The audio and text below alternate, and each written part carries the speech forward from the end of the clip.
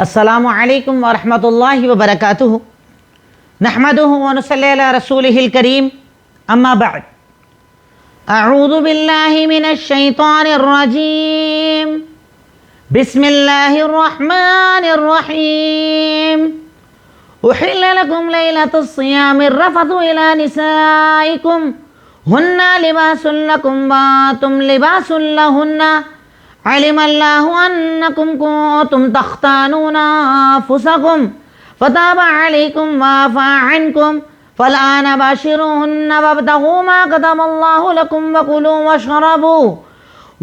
واشربوا حتی یتبین لکم الخیط الابیض من الخیط الاسود من الفجر ثم اتموا الصیام الی اللیل ولا تباشروہن وانتم عاکفون فی المساجد تلك حدود الله فلا تقربوها كذلك يبين الله آياته للناس لعلهم يتقون ولا تأكلوا أموالكم بينكم بالباطل وتدلوا بها إلى الحكام لتأكلوا فريقا من أموال الناس بالإثم وأنتم تعلمون يسألونك عن الأهلة قل هي مواقيت للناس والحج وَلَيْسَ الْبِرُّ بِأَن تَأْتُوا الْبُيُوتَ مِن ظُهُورِهَا وَلَكِنَّ الْبِرَّ مَنِ اتَّقَىٰ وَأْتُوا الْبُيُوتَ مِنْ أَبْوَابِهَا وَاتَّقُوا اللَّهَ لَعَلَّكُمْ تُفْلِحُونَ وَقَاتِلُوا فِي سَبِيلِ اللَّهِ الَّذِينَ يُقَاتِلُونَكُمْ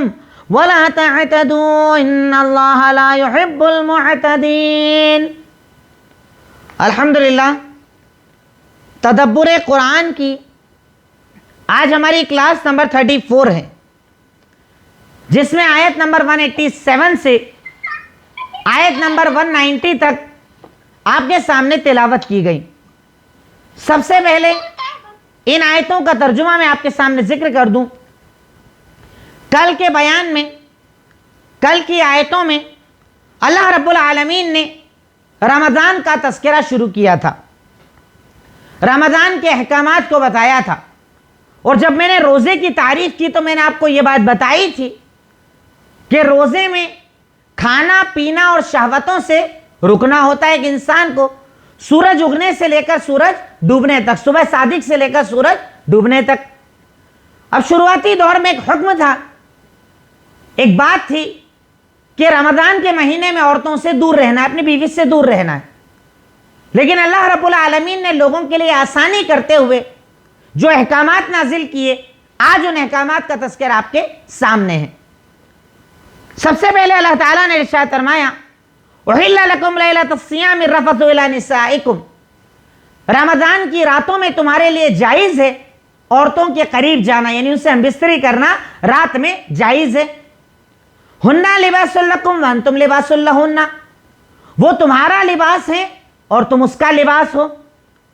علم اللہ انکم کنتم تختانون انفسکم، اللہ رب العالمین جانتا تھا کہ تم اپنے نفسوں پر خیانت کر سکتے ہو، یعنی اللہ اگر پورے دن رکنے کا بول دے گا، رات رکنے کا بول دے گا تو تم خیانت کر سکتے ہو، اس لیے اللہ رب العالمین نے اس حکم کو نازل کر دیا کہ رات میں عورتوں کے پاس جانا جائز ہے۔ اللہ رب العالمین تمہاری خطاؤں کو، تمہاری خیانتوں کو جانتا تھا، اس وجہ سے حکم دیا۔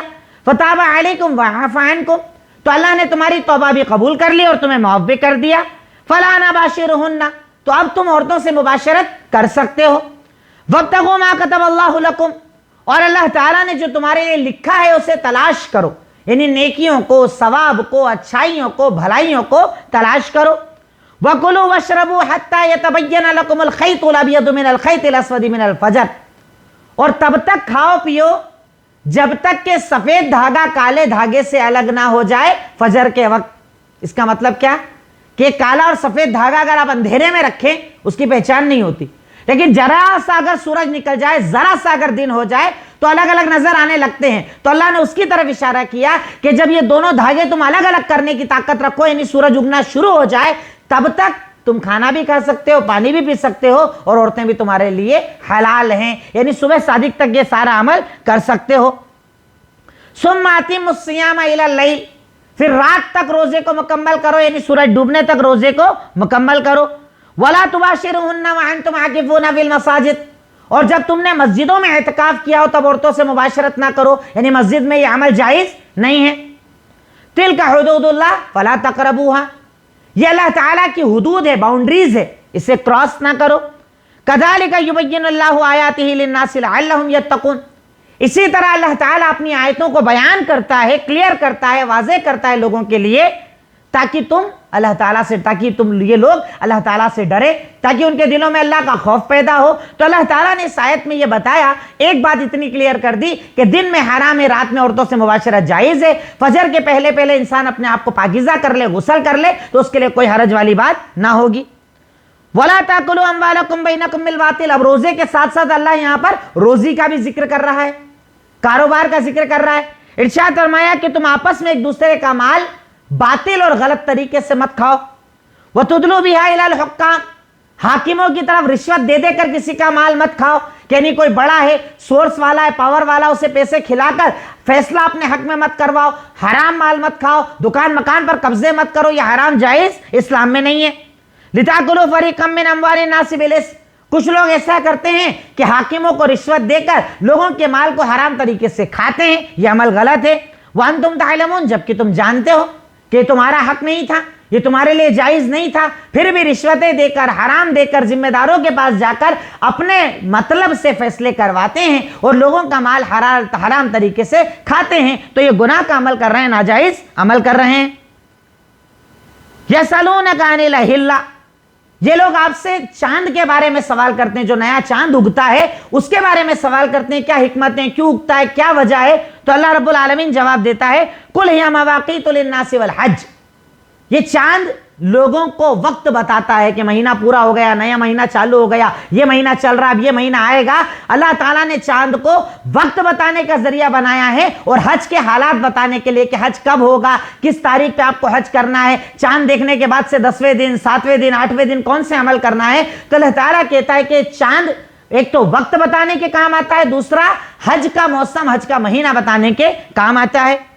वलैसल बिर्रा बिन तातुल बुयूता मिन दुहूरिहा वलाकिन्नल बिर्रा मन इत्तका, और भलाई इसमें नहीं है कि अपने घर के दरवाजे में आगे से कौन नहीं आता, बल्कि भलाई है तकवा इख्तियार करने में। यानी तुम आगे के दरवाजे से जाओ या पीछे के दरवाजे से जाओ, उसमें कोई सवाब में फर्क होने वाला नहीं, कोई सवाब वाला अमल ऐसा नहीं है अलग से, लेकिन अल्लाह ताला के नजदीक सवाब वाला अमल है तकवा, अल्लाह का डर, अल्लाह का खौफ, ये अल्लाह रब्बुल आलमीन के नजदीक सवाब वाला अमल है। वातुल बुयूता मिन अबवाबिहा, और घरों में दरवाजे से दाखिल हो, आगे से एंट्री करो। मैं आगे बता रहा हूं इसकी वजह क्या है, वो मैं आपको बता रहा हूं। वत्तकुल्लाह लअल्लकुम तुफ्लिहून, और अल्लाह से डरो शायद कि तुम कामयाब हो जाओ। यानी अगर तुम अल्लाह से डरोगे तो इंशाअल्लाह कामयाब हो जाओगे। अल्लाह से डरने वाला कामयाब होता है। तो अगर कामयाबी चाहिए तो अल्लाह ताला से डरो। वक़ातिलू फी सबीलिल्लाहि अल्लज़ीना युक़ातिलूनकुम, और अल्लाह के रास्ते में उन लोगों से क़िताल करो जो तुमसे क़िताल करते हैं। वला तअददू, और जुल्म मत करो, हद से तजावुज़ मत करो, बाउंड्रीज क्रॉस मत करो। इन्नल्लाह ला युहिब्बुल मुअतदीन, क्योंकि अल्लाह ताला हद से आगे बढ़ने वालों को पसंद नहीं फरमाता है। यानी अब यहाँ पर अल्लाह जिहाद की इजाजत दे रहा है कि जो तुमसे कर रहा है तुम उससे करो, पर सरकशी मत करो, ज्यादती मत करो। अल्लाह ताला ज्यादती करने वालों को पसंद नहीं फरमाता है। यानी अल्लाह रब्बुल आलमीन ने आज की आयतों में पहले तो ये बताया कि औरत कब जायज होती है रमजान में, फिर हमारे लिए अहकामात बताए कि कब खाना है, कब तक खाना है और कब नहीं खाना है। फिर अल्लाह ताला ने हराम माल की बुराई को बताया, फिर चांद के मसले को बताया, और आखिर में अल्लाह ताला ने जिहाद के मसले को बताया, ताकि मोमिन इन बातों को अपने जहन नशीन कर सके, समझ सके और अपने अमल में इन चीजों को दाखिल कर सके। अब मुश्किल अल्फाज, आज की आयत में आए हुए मुश्किल अल्फाज। अर्रफसु, अप्रोच टू योर वाइफ, बीवी की तरफ जाना, यहां पर मुराद है हम बिस्तरी। अर्रफस, लिबासुन, गारमेंट, कपड़ा, कपड़े को लिबास कहा जाता है अरबी में। तख्तानून, चीटिंग योर सेल्फ, अपने आप से चीट कर रहे हो, अपने आप को धोखा दे रहे हो, यानी तुम लोग रुक ही नहीं पा रहे, कंट्रोल नहीं कर पा रहे हो, खयानत कर रहे हो। यतबय्यन, मेक क्लियर, अल्लाह ताला वाज़ेह कर देता है। यतबय्यन, वाज़ेह कर देता है, साफ कर देता है, क्लियर कर देता है। खैतुल अबयद और खैतुल अस्वद, खैतुल अबयद मीन्स व्हाइट थ्रेड और खैतुल अबयद मीन्स ब्लैक थ्रेड, सफेद धागा और काला धागा। खैतुल अबयद मीन्स सफेद धागा, खैतुल अस्वद मीन काला धागा।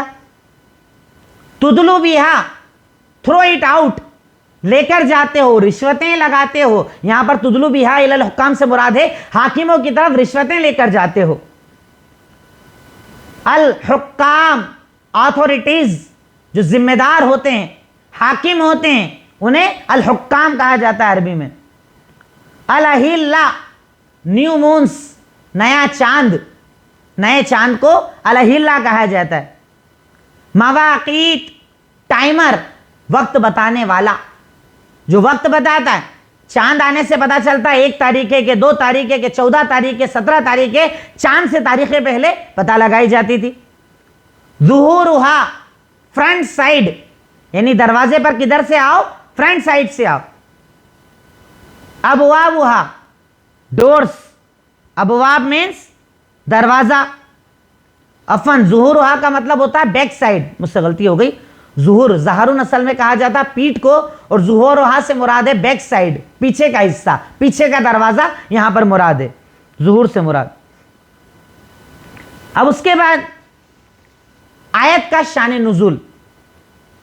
آج کی جو آیت ہے اس میں جو آخری آیت جو میں نے آپ کو کہا تھا، اللہ کے نبی کے آنے سے پہلے عرب میں ایک چیز مانی جاتی تھی کہ احرام کی حالت میں دروازے پر آگے سے انٹری کرنا ثواب کا کام نہیں، گھر میں پیچھے سے آنا چاہیے.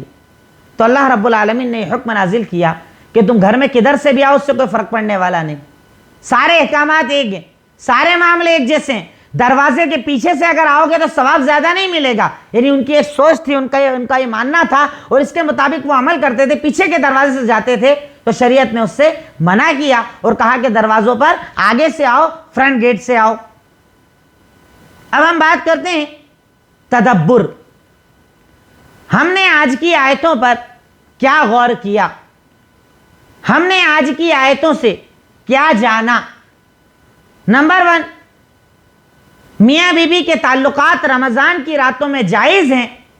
شرط یہ ہے کہ فجر کے پہلے انہیں غسل کرنا ہوگا، یعنی رات میں تعلقات بنانا حرام نہیں ہے.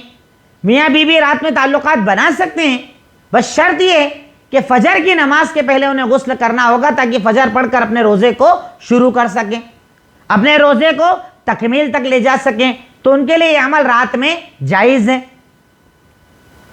دوسری بڑی اہم بات، مرد عورت کے لیے اور عورت مرد کے لیے لباس کا کام کرتے ہیں.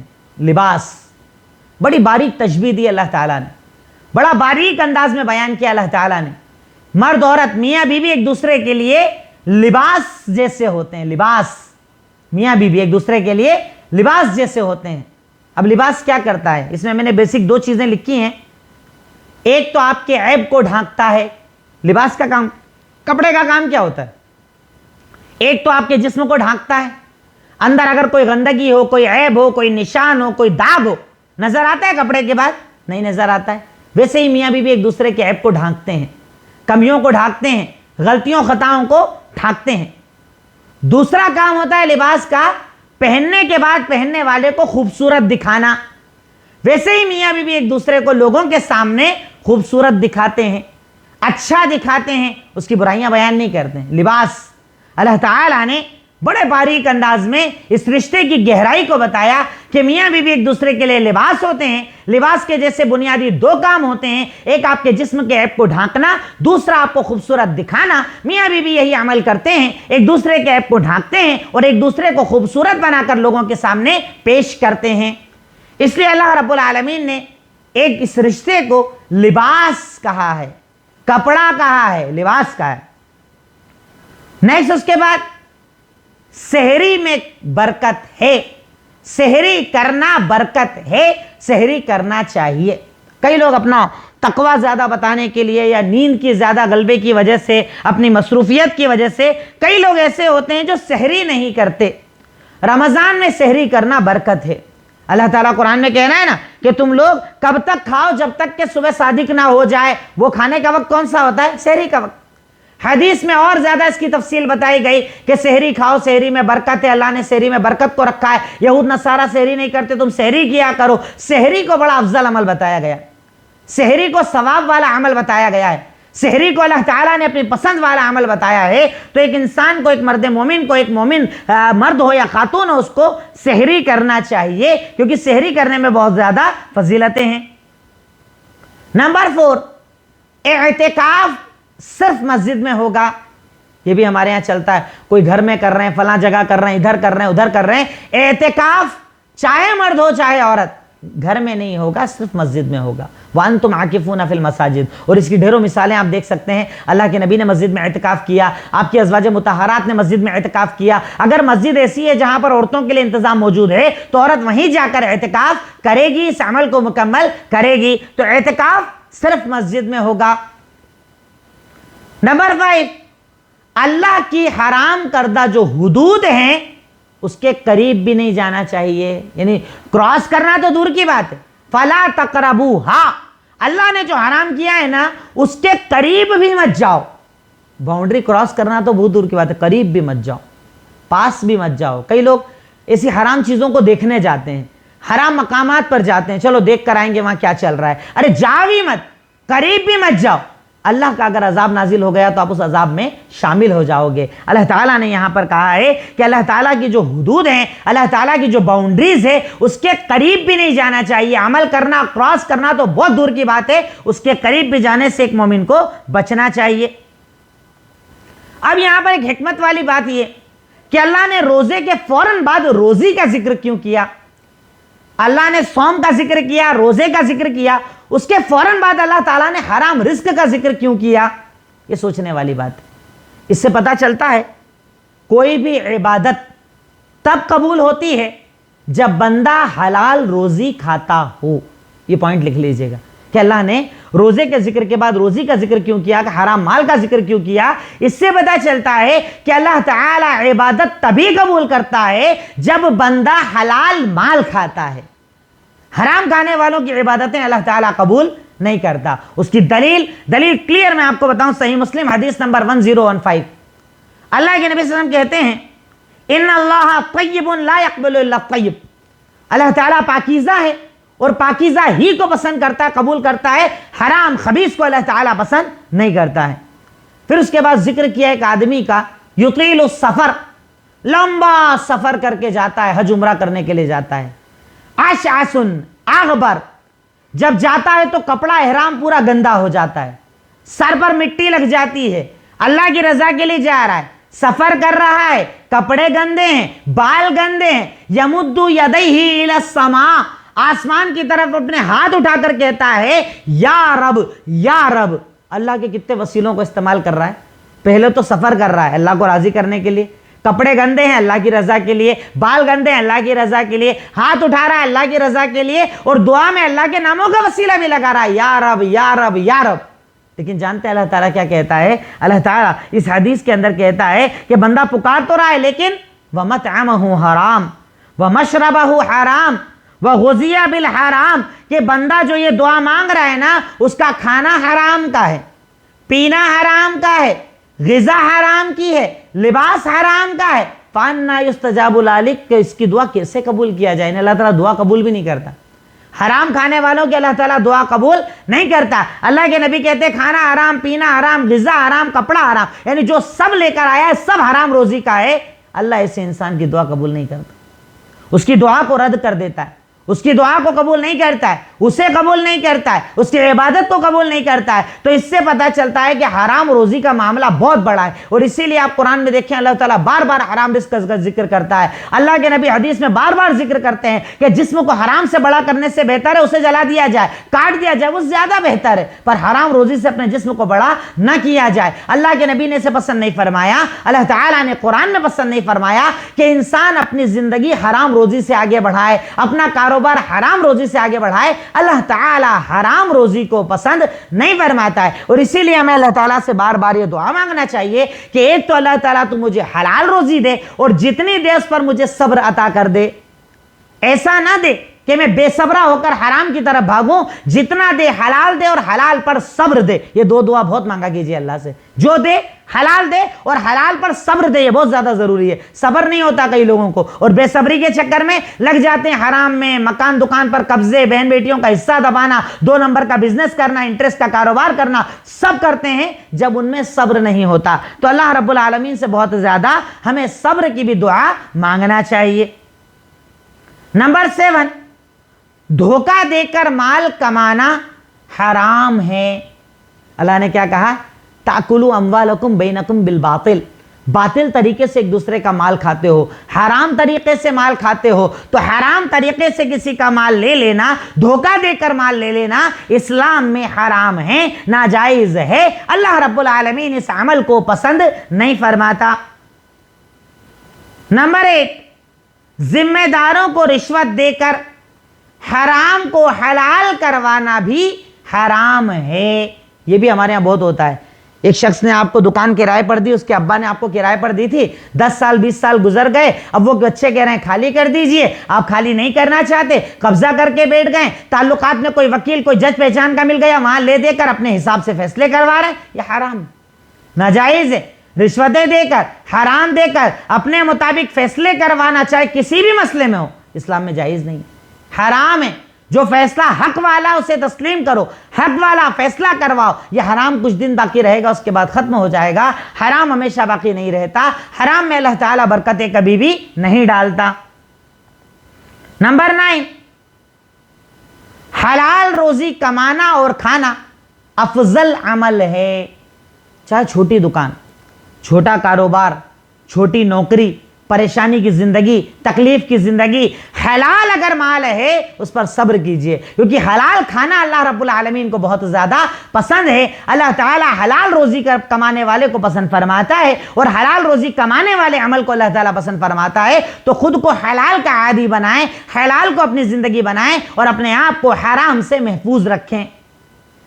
نیکسٹ, اس کے بعد بڑی پیاری چیز جو نمبر 10 پر ہمیں پتہ چلتی ہے اس آیت سے, کہ جس میں اللہ تعالیٰ نے دروازے کا ذکر کیا, کہ تم یہ سمجھتے ہو کہ آگے سے آنے میں کم ثواب, پیچھے سے آنے میں ثواب, اور اللہ کہتا ہے کہ ثواب سارا تقوی میں ہے. اس سے کیا پتہ چلا؟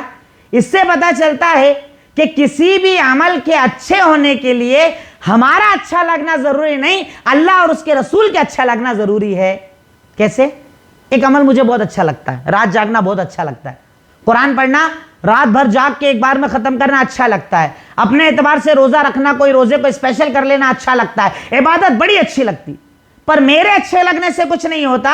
عبادت وہ اچھی ہوتی ہے جس سے اللہ رب العالمین کا حکم ہو اور اللہ کے نبی کا طریقہ ہو. یہاں پر یہ پتا چلا, اچھا عمل مانتے تھے وہ لوگ, اچھا عمل سمجھ کر کرتے تھے وہ لوگ, آگے سے نہیں پیچھے کے دروازے سے جاتے تھے. پر اللہ کہہ رہا ہے کہ تمہارے سوچ لینے سے کچھ نہیں ہوتا, ثواب اصل تقوی میں ہے. تقوی مطلب اللہ کی رضا, اللہ کا حکم, اللہ کے نبی کا فرمان. تو اللہ تعالیٰ اسی عمل کو پسند فرماتا ہے, اسی عمل کو اچھا کہتا ہے جس پر حکم اللہ کا اور طریقہ رسول اللہ صلی اللہ علیہ وسلم کا موجود ہونا چاہیے. اگر وہ موجود نہ ہے تو آپ عمل چاہے کتنا اچھا سمجھ کر کریں, اللہ تعالیٰ آپ کے عمل کو قبول نہیں کرے گا.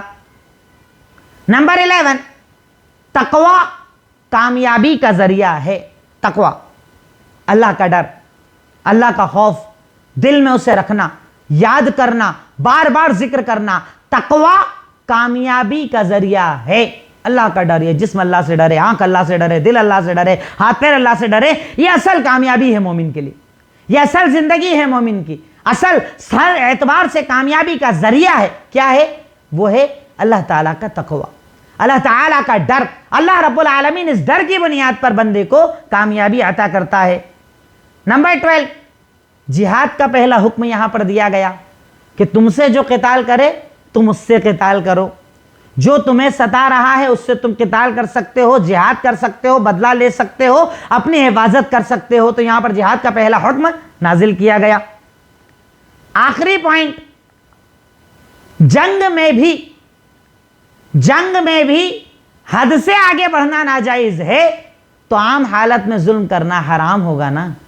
جنگ چل رہی ہے, سامنے والا آپ کو مارنے کے لیے آیا ہے, وہ آپ سے قتال کر رہا ہے, اس صورت میں بھی شریعت نے کہا اعتداء مت کرنا, حد سے تجاوز مت کرنا. جیسے پہلے عرب میں کیا ہوتا تھا, مرنے کے بعد مسلح کر دیا کرتے تھے, ہاتھ کاٹنا, پیر کاٹنا, ناک کاٹنا, کان کاٹنا, یہ سب کاٹ لیا کرتے تھے, مسلح کرتے تھے. شریعت نے اسے حرام قرار دیا. بچوں کو مت مارو, بوڑھوں کو مت مارو, جھاڑ پیڑ کو مت توڑو, گھروں کو مت گراؤ, جو تم سے معافی مانگ لے اسے چھوڑ دو, جو ہتھیار پھینک دے اسے چھوڑ دو. یعنی آپ نے جنگ جو ایک ظلم والا عمل تھا اسے بھی اتنا زیادہ محبوب عمل بنا دیا تھا کہ اس میں کبھی کسی پر ظلم نہیں ہوتا تھا.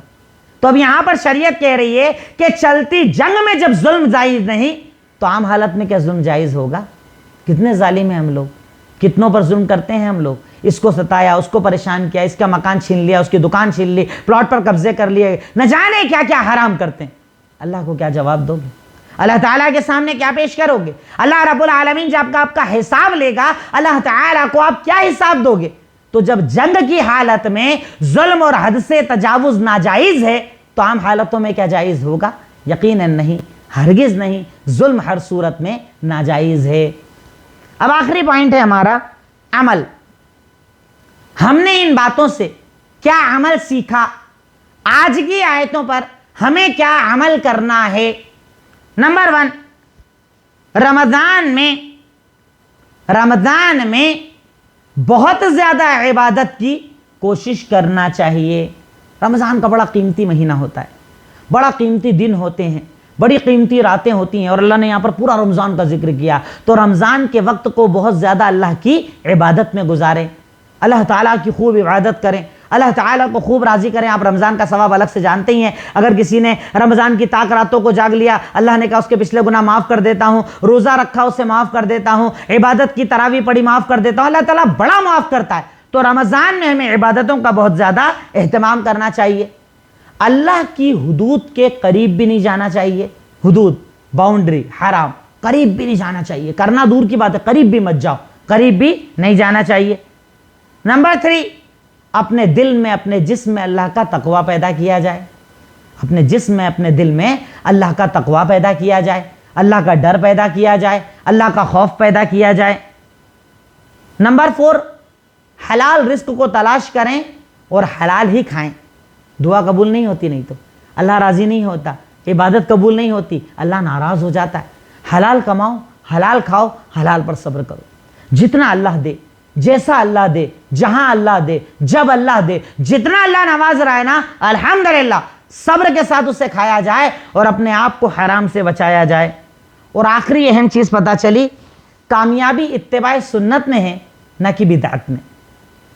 کامیابی اتباع سنت میں ہے نہ کہ بدعت میں۔ تو اس لیے کیا کرو؟ اتباع سنت، ہر معاملے میں سنت کو تلاش کرو، قرآن کو تلاش کرو، حدیثوں کو تلاش کرو، عمل کو بدلو، اپنے آپ کو بہتر بناؤ، جتنا زیادہ ممکن ہے اپنے آپ کو حلال کے قریب کرو، کیونکہ اللہ تعالیٰ حلال کو قبول کرتا ہے، اتباع سنت کو قبول کرتا ہے، بدعت کو اللہ رب العالمین قبول نہیں فرماتا۔ ورنہ بدعت لگتی بڑی اچھی ہے، اور رات ہی تو جاگ رہے ہیں، نماز ہی تو پڑھ رہے ہیں، قرآن ہی تو پڑھ رہے ہیں، آیت ہی تو پڑھ رہے ہیں، اچھا ہی تو کر رہے ہیں۔ ایک اصول یاد رکھو، اسلام میں اچھا وہ جس پر حکم اللہ کا اور طریقہ رسول اللہ کا۔ آپ کا دماغ جیسے اچھا بولے وہ اسلام میں اچھا نہیں ہوتا۔ اس کو بہت زیادہ سمجھیں، اتباع سنت کو اپنی زندگی بنائیں اور بدعات سے اپنے آپ کو بچائیں۔ آخر میں اللہ تعالیٰ سے دعا ہے، اے الہی مولا رب العالمین، خالق مالک رحمان رحیم، تو غفور تو غفار تو رحمان تو رحیم، تو اول تو آخر تو ظاہر تو باطن، تو سمیع تو بصیر۔ اے اللہ ہم تیرے آگے محتاج، تیرے آگے فقیر۔ الہی تو ہمارے گناہوں کو معاف فرما دے، اے اللہ ہماری خطاؤں لغزشوں کو معاف فرما دے، جانے انجانے میں ہونے والے گناہوں کو معاف فرما دے۔ اے اللہ ہم تیرے بندے ہیں، تیرے آگے جھکتے ہیں، تجھ سے مانگتے ہیں۔ اللہ اس قرآن کی محبتوں کو ہمارے دل میں پیدا فرما دے۔ اے اللہ تعالیٰ اس قرآن کو اپنے دل کا نور، اپنے سینے کا نور بنانے کی تو ہمیں توفیق عطا فرما دے، اس قرآن کے مطابق اپنی زندگی گزارنے کی توفیق عطا فرما دے۔ وآخر الدعوانا ان الحمدللہ رب العالمین۔ السلام علیکم ورحمۃ اللہ وبرکاتہ۔